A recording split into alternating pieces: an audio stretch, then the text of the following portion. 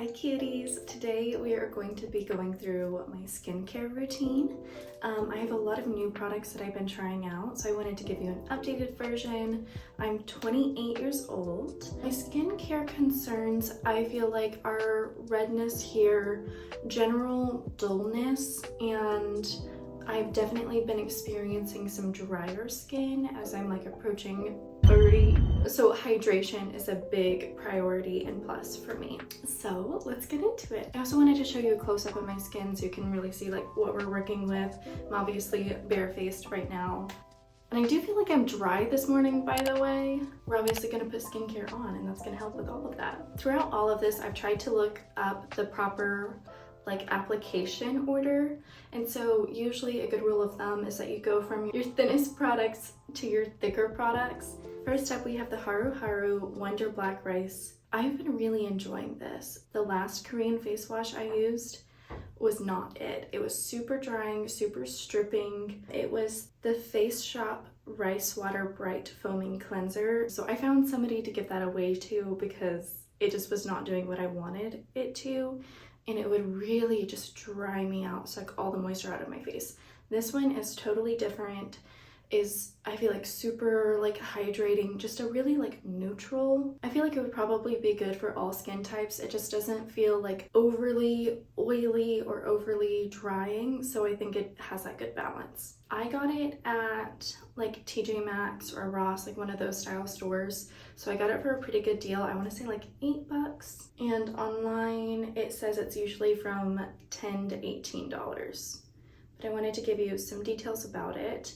It says it is a gentle, light, acidic cleanser. This unscented cleansing gel effectively cleanses the skin while maintaining its natural moisture balance. With a pH of 5.5, it supports the skin's barrier, ensuring that it remains resilient and balanced. This product stands out for the use of soap-free natural surfactants derived from coconut. The gentle surfactants work to cleanse without stripping the skin of its essential moisture, and I would agree with that statement. It says that its key ingredient is coconut oil, so I think that's interesting. I use the Haru Haru every 2 to 3 days. I just wanted to make sure after the last one to make sure that it wasn't stripping or anything like that, so I think I could use it more, but so far I've only been using it a few times a week just to make sure it's okay with my skin. The one that I use every day is the CeraVe Hydrating Cream to Foam Cleanser, and I've liked this one. I think it's a bit more drying than just the regular CeraVe traditional cleansers. I'll probably go back to that one after I use this one up, which will take me forever because it's such a big bottle.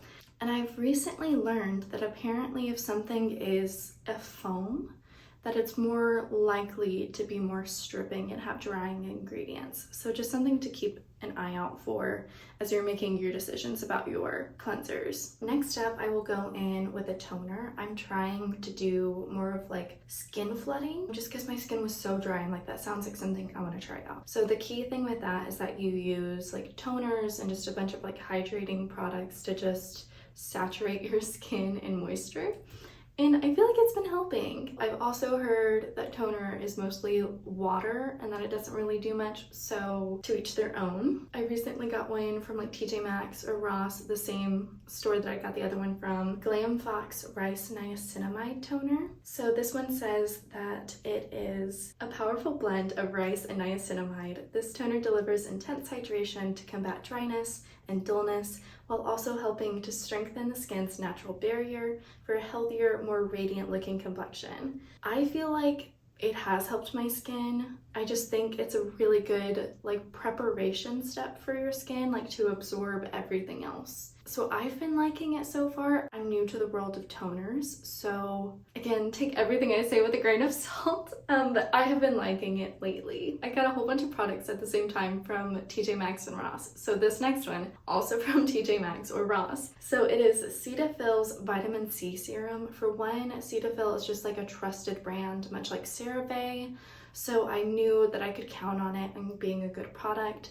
Vitamin C is really good for somebody who is like in their upper 20s. It is antioxidant protection, which is protecting your skin from free radicals, from like UV rays and things like that. So basically protecting yourself from things in the atmosphere, like sun rays and like pollution and things like that. It also has a brightening effect. It inhibits the production of melanin, the pigment responsible for skin tone. So it can help lighten dark spots, hyperpigmentation, and uneven skin tone. It also stimulates collagen production, which is essential for maintaining skin elasticity and firmness. We love it. Again, can help reduce the appearance of wrinkles and improve skin texture. So it also can help reduce inflammation and protect your skin against damage from acne and things like that. So a bunch of wonderful uses. Overall, a great product in general. So I'm just using the Cetaphil one. I knew it was something that I needed to add to my rotation, and I do feel like it's been helping. I mean, for one, I do feel like I've seen my redness go down a smidge, but it's still something that I'm working on. Next up, I will go in with the Ordinary's Hyaluronic Acid, and then after that, I will follow it up with Niacinamide. Let's look up those benefits, baby. It attracts and retains moisture in the skin, helps keep it hydrated, plump, and supple. It has anti-aging, reducing appearance of fine lines and wrinkles, and it also helps with skin elasticity. I've gone through so many bottles of this hyaluronic acid. This is probably my third one. I've also repurchased the niacinamide as well. I'm probably on my second bottle of that. Niacinamide helps regulate oil production, reducing shine and minimizing pores. I do have pore concerns like on my nose, which I feel like everybody does, a little bit on my forehead, but not too terribly bad. I guess it can also improve acne if that's a concern of yours. It helps regulate oil production and reduce inflammation. It also helps control bacteria growth and prevent breakouts. So yeah, we want that on our skin. I don't know, I'm not like pro bacteria growing on my skin, so we love that. I haven't seen a crazy benefit from this next product, so I probably won't repurchase it, but we'll see. It's the Purador Rosehip Seed Oil. Apparently it has anti-aging properties because it contains antioxidants such as vitamin A. This says it has vitamin C. I've heard that it doesn't have vitamin C. The Rosehip actually has vitamin C in it, but it's sort of like extracted through the process of like making it into this oil. So I've heard that it actually isn't a good source of vitamin C. So that's why I implemented the vitamin C serum. It can soothe and calm your skin, improve skin texture. Apparently it can reduce scars. It is rich in essential fatty acids such as linoleic acid and oleic acid. Linoleic acid and oleic acid, which help to deeply moisturize and hydrate the skin. It makes it ideal for dry, flaky, and sensitive skin. I don't think it's not doing anything for my skin. I just haven't seen like a night and day difference. Like I feel like as soon as I started using the vitamin C serum, I noticed my redness going down. So I still use it. I have also noticed that it is really bad about pilling with the combination of everything. I've noticed that since I've started using the toner, the pilling has reduced, which is great. Just something to keep note of, you know what I mean? And it is pigmented. It is orange whenever it goes on your skin. So just keep that in mind too. If you just want to like throw it on, say before you go about your day, you're gonna have an orange tint to your skin. These are more specialty products, but I will use castor oil on my lashes and on my brows to help with lash and brow growth. I used to use the Grande Brow and Lash Serum, and they work, but they also can reduce your like orbital fat around your eye. That does make you look older. Castor oil is a natural way to get that growth. It just takes a little bit longer. I feel like I've only just now started seeing it actually growing my lashes, and I probably have been using it since July. So that has been like 2.5 months. So that's a long time versus the Grande Brow is like in lash is like in a week. But also the thing about castor oil, I've looked this up, it is eye safe. It can actually be used to help with dry eye. You know that it's safe to be putting around your eye, which is wonderful. And if you have dry eyes, it might help. I used to just sort of put it on my finger and like just slap it on there, but now I've actually put it in my Grande Brow and Grande Lash bottles, which has been super helpful. I would feel like whenever I was going to sleep and I was like reading my book, I would like get in my eyes and make my eyes goopy, which is just like unpleasant. And so now that I've been using like the finer tip, I have not been experiencing that like goopiness, and it's been like a lot more precise of an application, so that has been great. So if you have that as an option, or you can like source some bottles online with the fine tip, that would be great. I highly suggest that. This one is so weird. But I have been trying out, and I don't want to like recommend this to you. It's a riskier product because it is changing your face, similar to the lash oil. You just need to go in understanding it. Again, take it with a grain of salt. I've been using Volufiline. So what it does is it activates like fat building cells and plumps things, and I feel like it has absolutely worked. It was very fast with how much it worked. There are people who do not respond as well to Volufiline, but I have been a pretty good responder to it.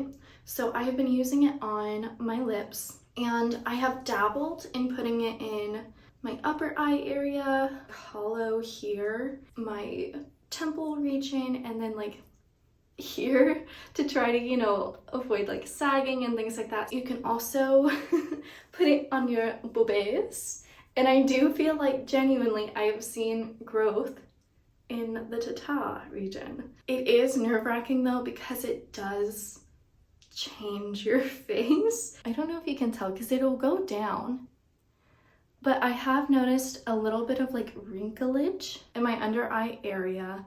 Like there's been like too much plumping that it's sort of like pushed on my lower lash line, and then a little bit of a wrinkle will happen there. So I am backing off on using it around my eyes, but for my lips, like absolutely all day, it's fine.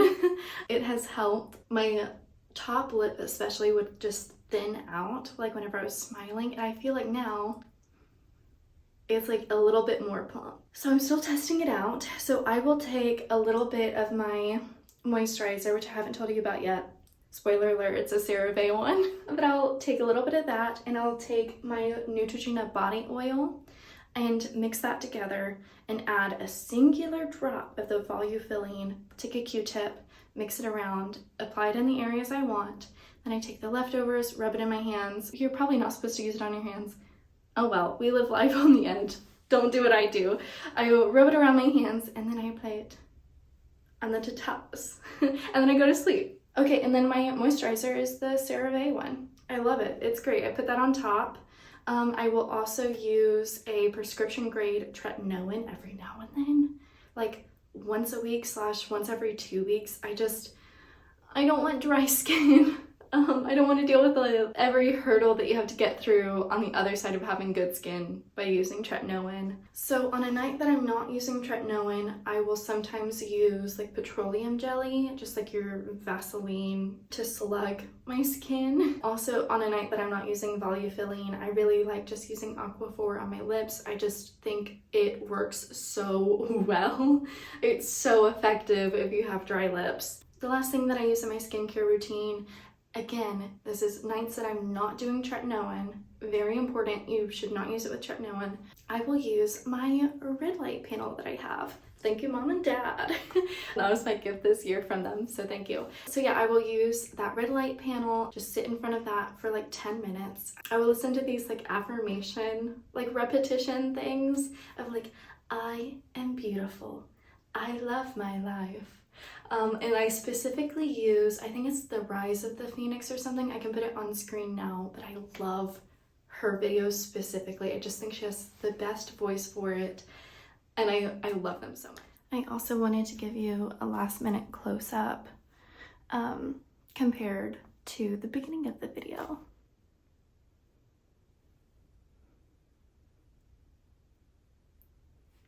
I just think it does just leave my skin very like bouncy and hydrated afterwards, and with this level I didn't use all of my products on my face, but with this I can very easily go in and do some makeup and be able to go about my day. I really hope you enjoyed this video and found it helpful, found some good items that you could pick up at TJ Maxx or Ross. Figured it out, it was TJ Maxx that I found this products at. But I really hope you enjoyed this video. Please subscribe before you go. I put out videos weekly and sometimes you get a little bonus video here and there. I am Tabitha. I make lifestyle and vlog style videos, and I hope you'll stick around and subscribe. Give the video a like if you found it helpful, and comment what your favorite product that maybe you've used before, like a suggestion, or if you've used one of these products and what your thoughts are. Leave them down below. Thank you so much. I will see you at the next one.